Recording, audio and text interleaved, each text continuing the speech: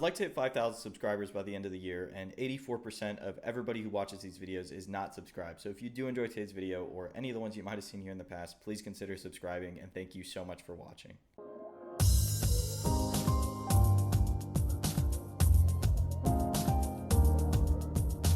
Today I want to talk about the Melty Blood character that could never be balanced, but more specifically the attempts that the developer made to balance her, but it just never worked out. And a very big thank you to this YouTube comment right here, which was a huge help while I was researching for this video. And if you haven't guessed already, the character we're talking about today is Hime, or Archetype Earth, and more specifically her full moon variant. And if you don't play Melty Blood and you stumbled upon this video, you don't have to know much about the game. Just know that the full moon, usually the normals are plus on block. You can't do reverse beat, so you can't go backwards from like B to A. You can only go A, B, C, as well as a few more game mechanics that change that you don't really need to know for this video. And with all that out of the way, let's get started. Now, when you're learning a new character, usually you'll hop into training mode and you'll start to press buttons. And I think as soon as I start pressing normals here, you'll start to see the issue. Her normals like nobody else's in this game. They go super far and they're relatively fast for their length. Another thing is, I don't think this is as big of a deal as some of the other things she has, but they're multi-hitting as well. So her 5B and her 2B are both multi-hitting. And so you're probably saying to yourself, if she has normals like this, right? If she has long normals like this, then she must be kind of slow, right? Because generally in other games, characters like Axel or Dalsum, they have long normals, long limbs, whatever it is, but they're very slow. So once you get in on them, they have trouble getting out because they don't have many escape options. They're very slow on the ground. That's not the case again. She has probably the fastest walk speed that I've experienced in the game so far.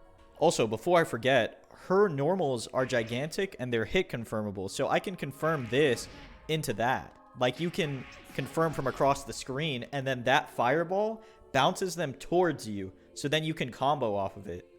And it can lead to something like this.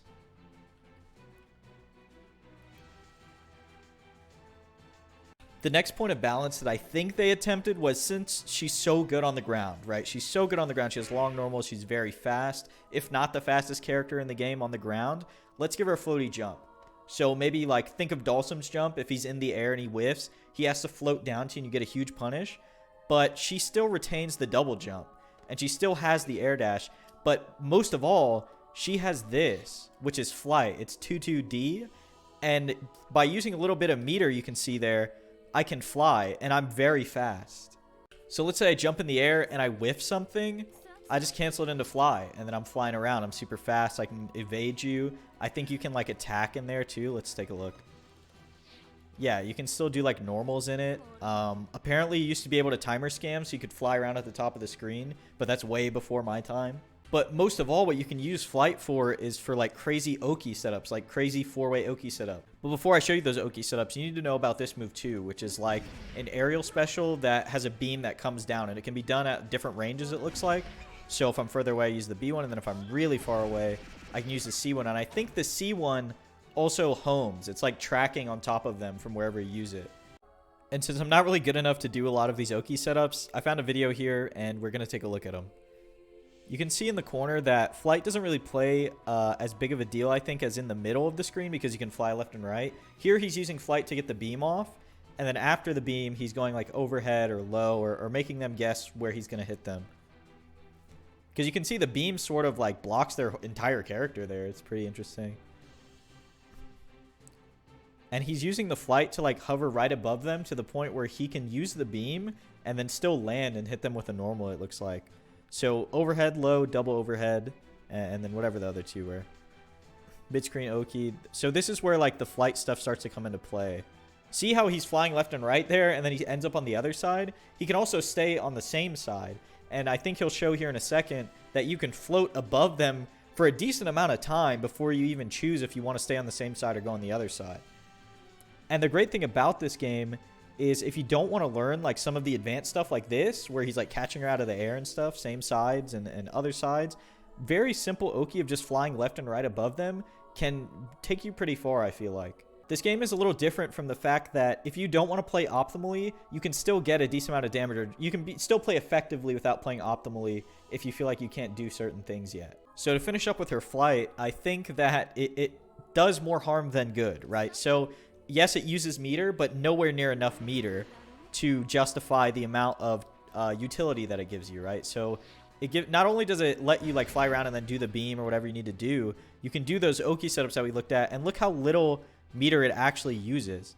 It's not using very much. As well as the fact is it doesn't really feel like she requires meter to be effective. You know, her normals are good enough and her specials are incredible, right? You can use this and it's a combo tool, right? Even if you're all the way over here and you just throw a random one out, they can't punish it, and if they get hit by it, they're already getting pushed towards you. You're getting positional advantage from across the screen.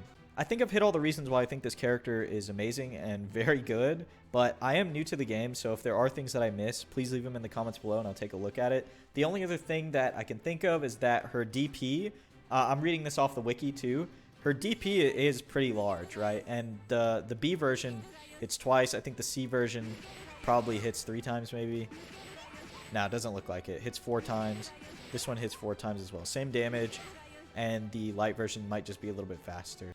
Anyways, that's going to be it for me today. I hope you guys enjoyed this video. If you notice in the background, I've been using a lot of tournament footage and me in training mode. That's just because school started, so I'm back in classes, back on campus, and it's got a little bit more busy for me.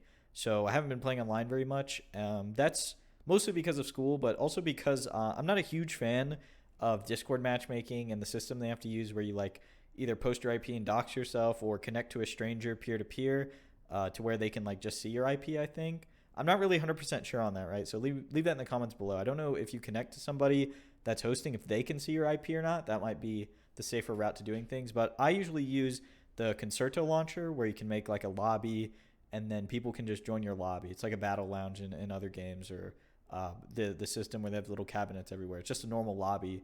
It's just when you post that link in the Discord, it doesn't go into the aggregator where it has like a long list. It doesn't post your lobby, so it gets a little hard to find matches that way.